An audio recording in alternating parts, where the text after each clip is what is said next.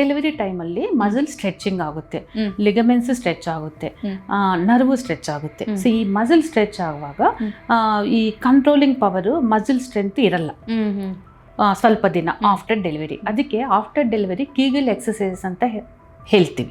So ಅದು ಮಾಡಬೇಕು. ಅದು ಮಾಡುವಾಗ ಏನಾಗುತ್ತೆ, ಅದು ವೀಕ್ನೆಸ್ ಸ್ವಲ್ಪ ಮಸಲ್ ಸ್ಟ್ರೆಂತ್ ಬರುತ್ತೆ ಕೀಗಲ್ ಎಕ್ಸಸೈಸಸ್. ದೆನ್ ಅದು ಸ್ಲೋ ಆಗಿ ಟ್ರೀಟ್ಮೆಂಟ್ ಸರಿಯಾಗುತ್ತೆ, ರಿಕವರಿ ಆಗುತ್ತೆ. ಒಬ್ಬೊಬ್ಬರು ಮಾಡಲ್ಲ, ಎಕ್ಸಸೈಸಸ್ ಮಾಡಲ್ಲ. ದೆನ್ ಅದು ಪ್ರಾಬ್ಲಮ್ಮು ತುಂಬ ಆಗಿ ದೆನ್ ಲೇಟರ್ ಆನ್ ಒಪಿನಿಯನ್ ತಗೋಬೇಕು ಯೂರಾಲಜಿಸ್ಟ್. ಈ ಥರ ಎಕ್ಸಸೈಸ್ ವರ್ಕ್ ಆಗಿಲ್ಲ ಅಂದರೆ ದೆನ್ ಸ್ಪೆಷಲಿಸ್ಟ್ ಒಪಿನಿಯನ್ ತಗೋಬೇಕು. ಬಟ್ ಈ ಪ್ರಾಬ್ಲಮ್ ತುಂಬ ಕಾಮನ್. ಬಟ್ ಎಕ್ಸಸೈಸ್ ಮಾಡಿದ್ರೆ ಸರಿಯಾಗುತ್ತೆ. ಕೀಗಿಲ್ ಎಕ್ಸಸೈಸ್ ಅಂತ ಹೇಳ್ತೀವಿ. ಕೀಗಿಲ್ ಎಕ್ಸಸೈಸಸ್. ಓಕೆ, ಅಂದ್ರೆ ಅದರಲ್ಲೇ ಕೀಗಿಲ್ ಎಕ್ಸಸೈಸ್ ಅನ್ನುವಂಥದ್ದು ಅದರಲ್ಲೇ ವೆರೈಟಿ ಆಫ್ ಎಕ್ಸಸೈಸ್ ಇರುತ್ತಾ ಅಥವಾ ಒಂದೇ ಎಕ್ಸಸೈಸ್? ಒಂದೇ.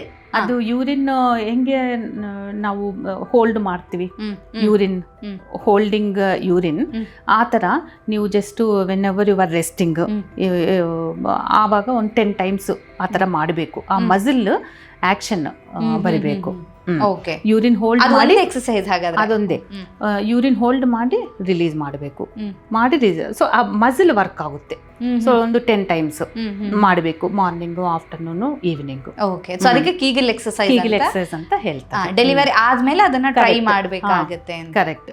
ಅದು ಡೆಫಿನೆಟ್ಲಿ ಮಾಡಬೇಕು. ದೆನ್ ಈ ಪ್ರಾಬ್ಲಮ್ ಬರಲ್ಲ.